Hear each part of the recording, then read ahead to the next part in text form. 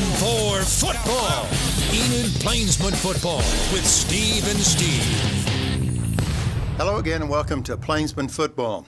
Final score 43-35. It was one of those games that, to me, as a fan, there was not enough time on the clock because I was quite confident that the Enid Plainsmen were going to come back and score once again. Welcome to Plainsmen Football. Thank you for joining us each and every week, and appreciate hearing from people. Coach, from time to time, people will stop me in the community and say how much they enjoy watching Plainsmen Football, so thank you again for joining me this week. Another Class 6A district game, and again, the Norman Tigers came out victorious in this case, again, 43-35. 21-14 at halftime. It's tied up at the end of the third quarter at 28-21 at the end of the third quarter. Kind of a you score, I score type of game, if you will. And then we just kind of ran out of time, as I said earlier, Coach. Your thoughts on Plainsman's performance down at Norman? You know, I thought it was a great football game. Really proud of their kids and how hard they competed, how they really truly played to win. You know, there are a couple segments there. We converted on some big fourth downs, fourth and long yardage to extend drives and go score points. Our defense did a great job, and we had them punted down to the 1 yard line. You know, we had a chance to score, turned it over on downs, and our defense didn't let them off the goal line and ended up scoring anyway. Because of that, because they had to punt, we got the ball to the short field and went down and scored on a fourth down play. And so just really a competitive game. Really proud of our kids, the way that they played to win, and really proud of their effort for the whole football game. And I agree with you. We ran out of time. I think that you know, as time went, we were going to definitely keep scoring. You know, the team that blinked first was the team that lost, and unfortunately, you know, we had the ball game tied with 4 minutes to go, and there were still 3 more touchdowns to be scored in that last 4 minutes of the game, which is pretty crazy. We touched on it a little bit last week about effort. Sometimes it's difficult to coach effort, but you can see effort on tape. Oh, yeah. It is so obvious. Oh, yeah. And then I think when you go back through the tape and the playbacks of the Norman game, you see Plainsman effort. I'm sure we'll see on the highlights the screen pass to Will Phillips, the effort there, effort for the kicks, defensive effort, the effort for the last score of the game to reach, you know, with, 12 seconds left to go, and Will Phillips reaches across the goal line. Effort. So you see that. So as a coaching staff, you got to be pleased to see that on tape. Oh, absolutely. I mean, I think anybody that went and watched the game last Friday night were probably very impressed with both teams and the competitiveness and the competitive, relentless effort by both teams to come away with a victory. And you know, it's a lot of times in football, it's, you know, those games end, you're like, wow, you're excited for one team to win and sad to see that somebody had to lose a game like that. And I think Friday night was definitely in that category.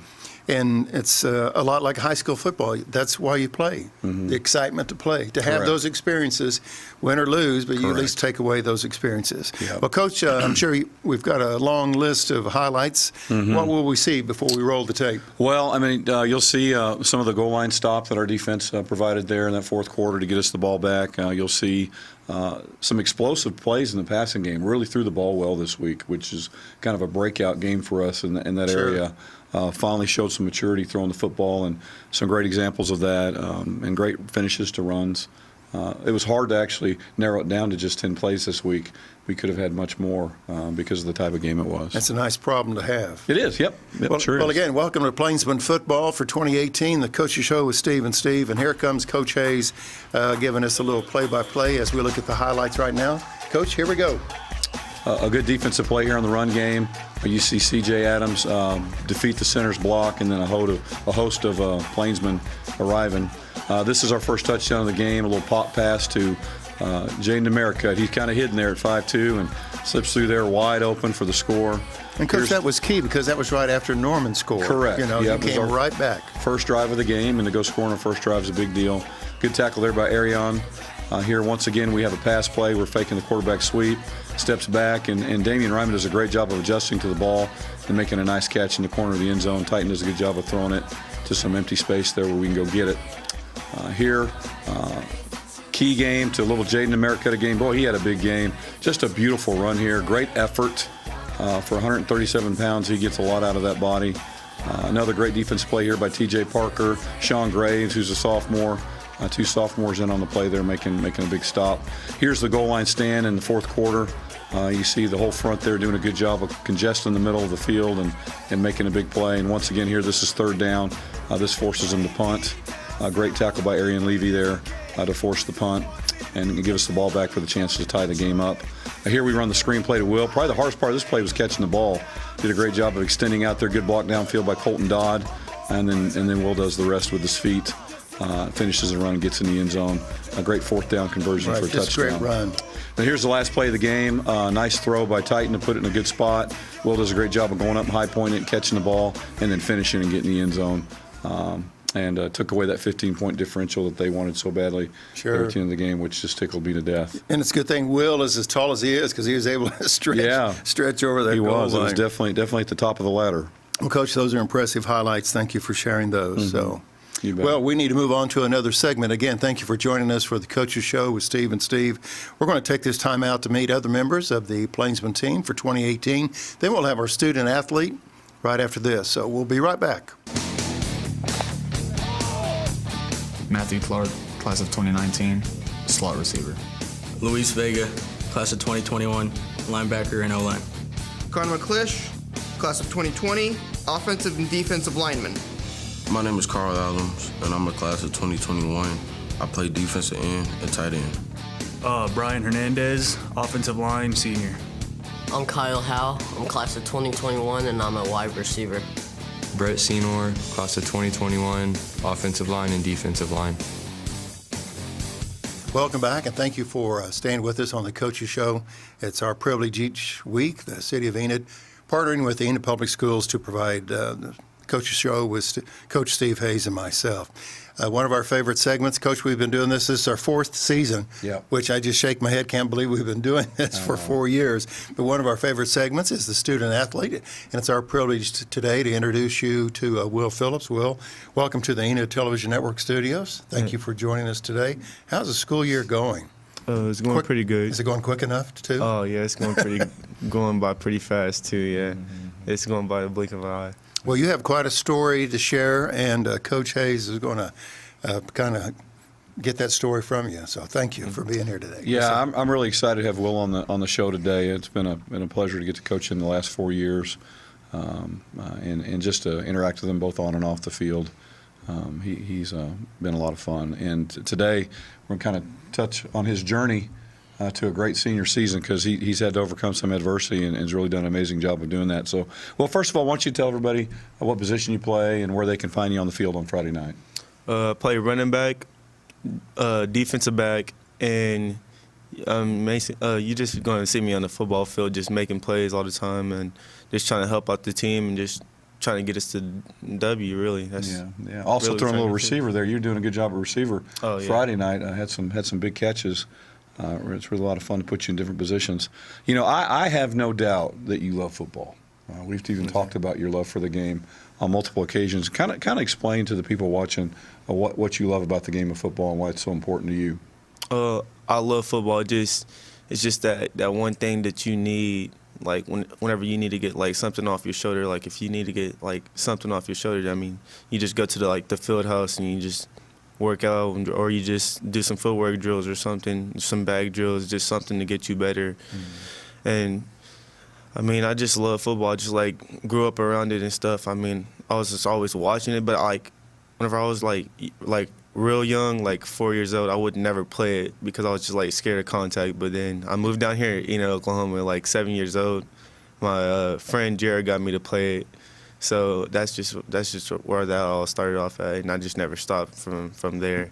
And I just got to keep pushing. I just want to make my mom proud, so I just got to keep pushing. That's in the back of my mind every time. So I just keep pushing, and you're just going to be successful. So you just got to don't give up. Yeah. What's your favorite part of game day? It's really like spending the time with my teammates. It's kind of like getting to know them better. It's like you know what they're going to do on the field, and you just got to honestly learn how to react to that type of stuff. I mean, but Yeah, it's just like spending the time with my teammates is just really the fun part about game day, really. Yeah, I agree. Team's pretty cool. Yeah.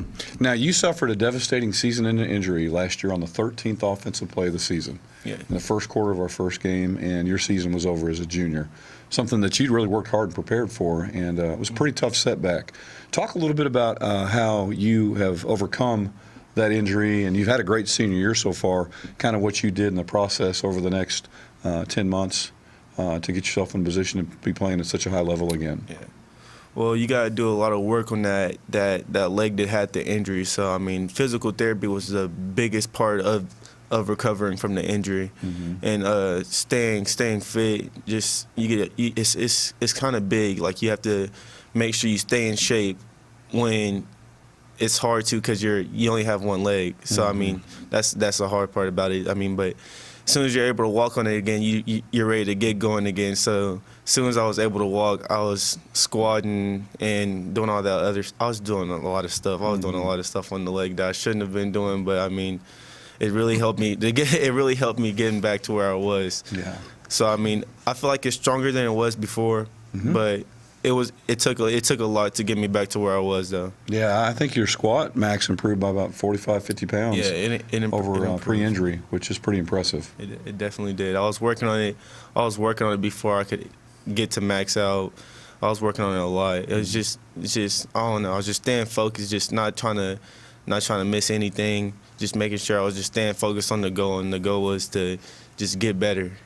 So, would you say that your injury probably made you more determined? Yes, my injury made me think about a lot of things. Like, it built your character up so much, but in the meanwhile, you're thinking about life on, like, what are you gonna do, like, after you're done with high school and stuff. Like, you get to thinking a lot. So I mean, I got to thinking a lot, and I was just like, I want to continue my football career going on throughout college, and then afterwards I want to be a coach. I mean, so I mean, I just got to stay focused on that goal. So I just kept working on football and just on my football skills. And so whenever I got back on the field, I'll be ready and prepared for the next time I step back on the football field. Now, you kind of touched on it already in your answer, but tell the audience what your plans are after graduation.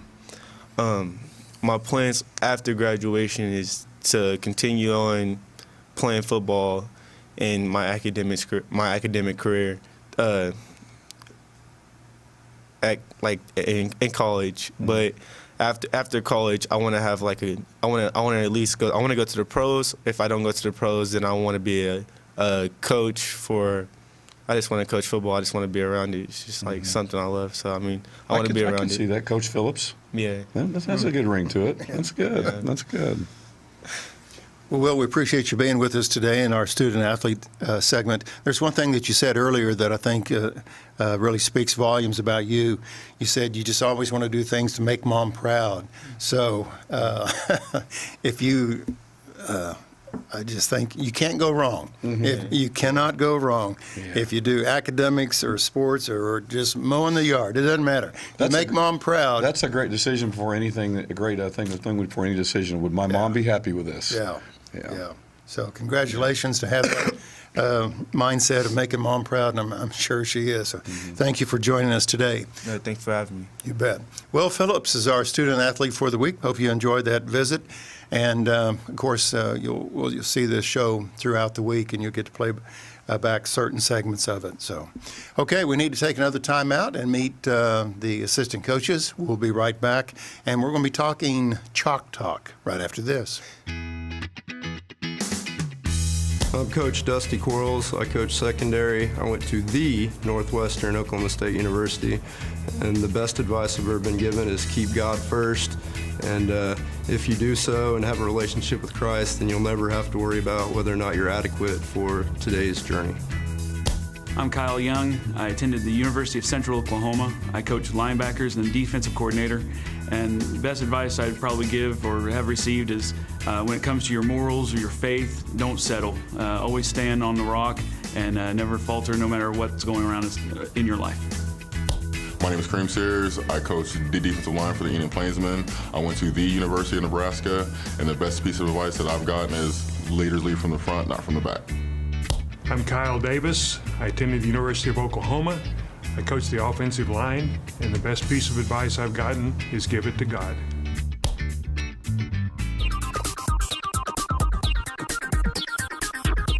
Welcome back to Plainsmen Football. Thank you for joining us today.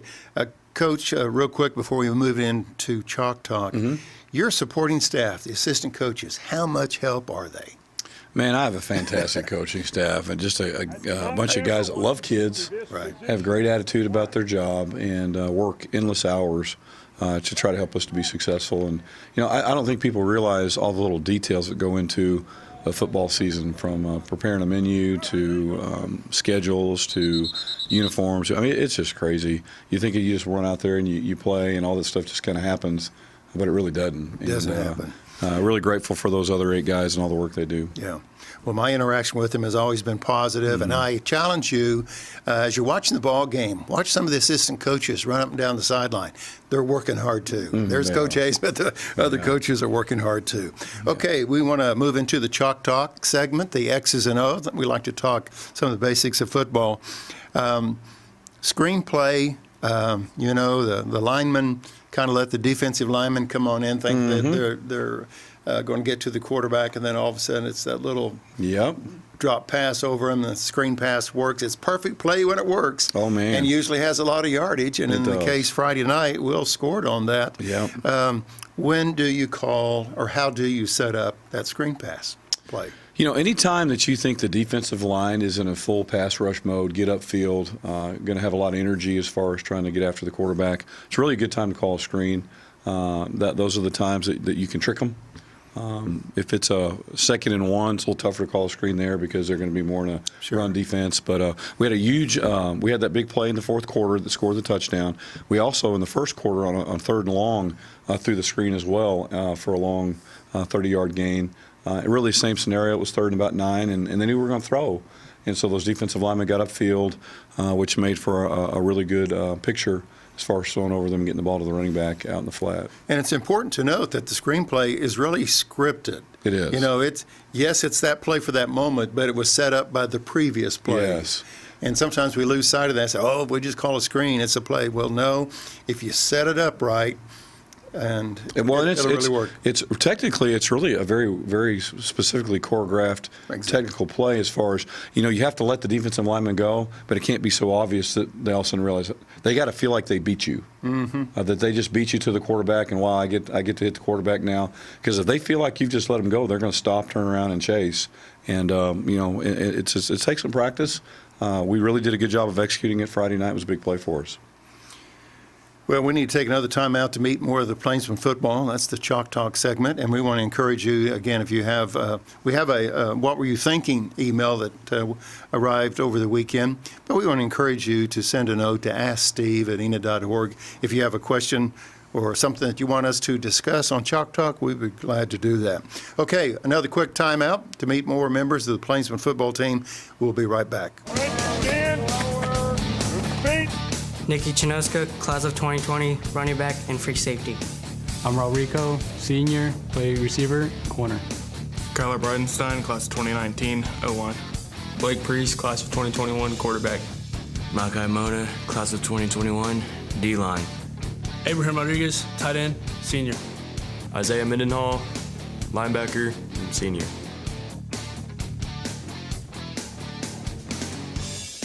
We certainly hope you enjoy the opportunity to meet various members of the Enid Plainsmen football team. We enjoy showing that each and every week for you. Special thanks, as we're saying thank you, special thanks to the men's department at Dillard's out at the mall for providing Coach Steve Hayes his wardrobe throughout the season, sporting a nice blue. It's almost like a Kansas City Royal, Enid Plainsman blue there, but bright-looking blue. Special Looks thanks good. to Jeremiah and his team out at Dillard's for providing the Coach Hayes wardrobe for this football season. We certainly appreciate that. Again, if you have any questions about the show on What Were You Thinking or Chalk Talk, you can send an email to asksteve@enid.org. It's asksteve@enid.org. And Coach, over the weekend, checked the mailbag, and there was an email. Big day. That's good. There's evidence of the email, and you have a copy as well. And we appreciate our viewers that are conscientious at the game or watching the game through Facebook Live or whatever, that they're conscientious enough to say, Coach, what were you thinking? Well, this is really a great question, so, Coach, too. if you want to read the question. Sure. And, the email that we got away. this weekend was, at the Norman game Friday night in the fourth quarter, what were you thinking at the 4th and goal at the 1? Why didn't you get under center? Actually, earlier in the second half, we had scored a touchdown by getting under center and running a quarterback sneak from the 1-yard line. So that actually would have been a good play call. We had 2 plays in our menu for that situation. One was the quarterback sneak. The other one was the the power play that we had run on the previous play for 5 yards. And in that particular scenario, we opted for the power play because of all the people that you get to the point of attack. And to Norman's credit, they did a good job of defending it. And quarterback sneak probably would have been a good call there as well. And maybe in hindsight would have been a better play. And so actually good call, would have been a good call for that situation. We actually called it earlier in the game and had success, and something that if we could do it over again, we probably would. And you can certainly understand the question because either you're under center, you're a yard away. Correct. Versus if you're in the shotgun, if you will, yes. You're another 4 some yards back. So, yes. Excuse me, you're thinking, why not run the 1 versus the 5 yards? And I probably outthought myself a little bit in the fact that we had run it successfully in the previous quarter. In my mind, I'm thinking, well, they're probably going to defend the sneak here. They probably think it's coming, and they're going to try to defend it. Yeah. And so I tried to hit a gap wider, and it didn't work out. Yeah. Mm-hmm. Okay, that was what you were thinking. Excuse me. And again, send your email to asksteve@enid.org, and we'll get your question on the air during the Coach's Show. Okay, another timeout, Coach. We need to meet more members of your staff, and we'll do that right now. Coach Cameron Condor, coach quarterbacks, offensive coordinator, attended Grand Canyon University, Phoenix, Arizona. Best advice, be yourself. Don't worry what others are thinking about you. My name is Coach Jake Hayes. I attended school at Evangel University in Springfield, Missouri. I coach wide receivers for the Enid Plainsmen. I teach PE at Hayes Elementary, and the best piece of advice I've ever received is anything worth doing is worth doing right. I'm Coach Chad Miller. I graduated from Southwestern Oklahoma State University. I coach safeties for Enid High School. The best advice ever given to me was by my grandfather. He always told me if I wanted something in life, I would need to earn it through hard work. Hello, my name is Wes McGill. I graduated from the University of South Dakota and North Dakota State University. I coach linebackers, and some of the best advice I've been given is proud men don't complain, they find solutions.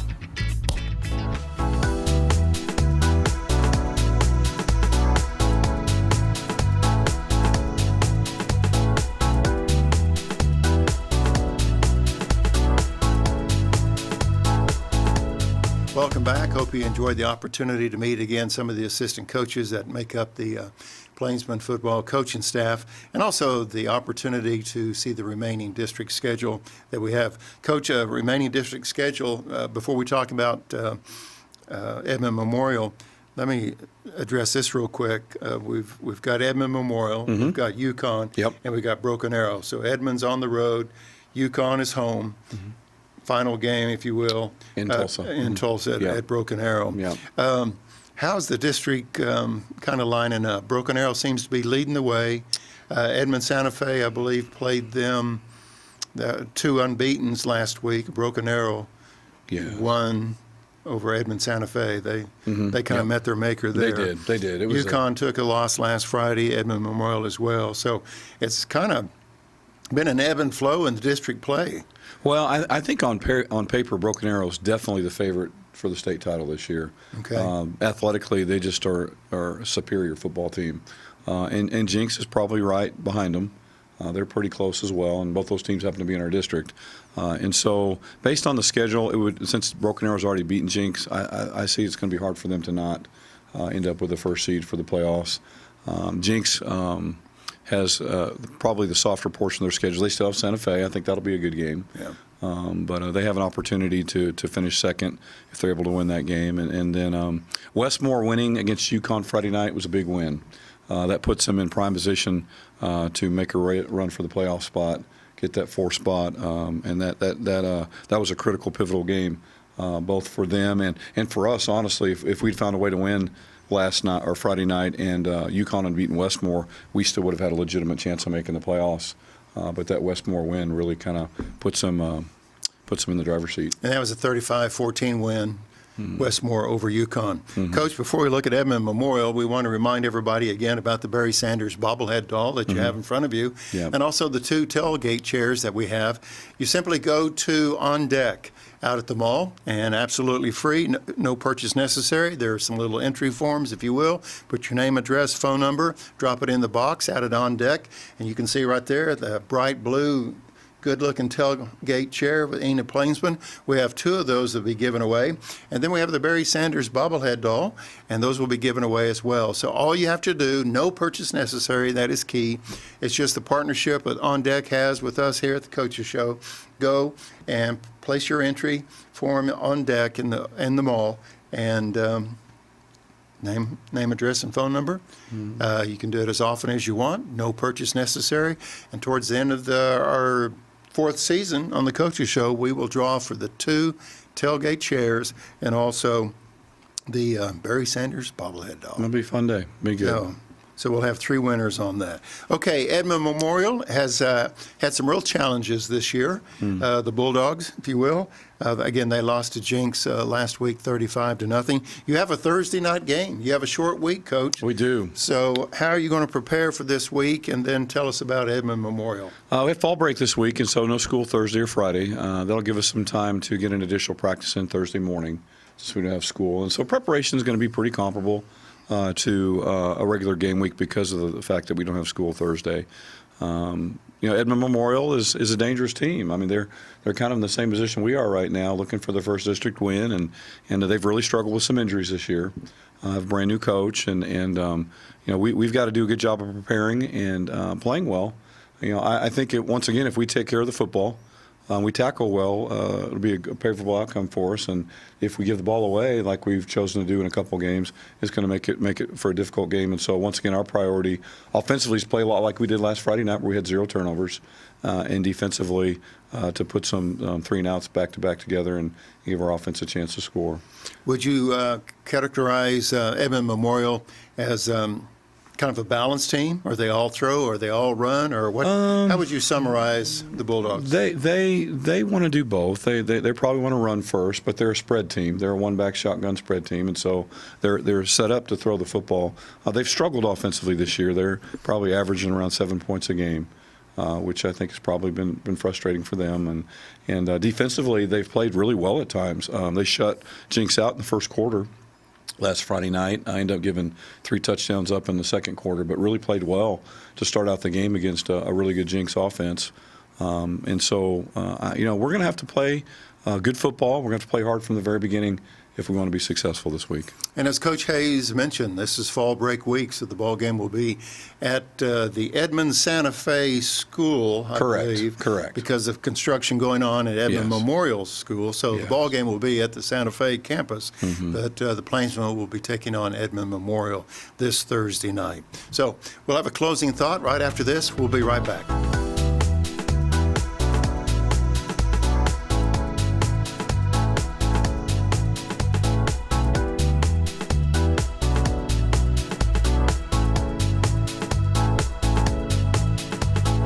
Make a note of those airing times that you just saw on your television screen, and share with family and friends so you can watch Plainsmen football, the Coaches Show with Steve and Steve. Football is not all football. I understand there's a world champion cornhole contest coming up. Is that it? Yeah, we're trying to get Stadium? ESPN to come out and cover it. I know they cover cornhole now, but we have a bunch of kids on our team that like to play cornhole, and so we're Friday morning after the game Thursday night, we're going to bring the kids up and all divide up into teams of 2 and see who our best cornhole players are.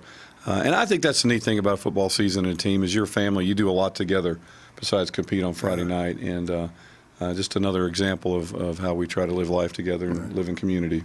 Well, Coach, we wish you the best. Thursday night ball game as the Plainsmen travel down to Edmond, play the Edmond Memorial Bulldogs. Coach, thanks for being here. Have a good practice week. Thank you for joining us here on Plainsmen Football, and you have a good week as well.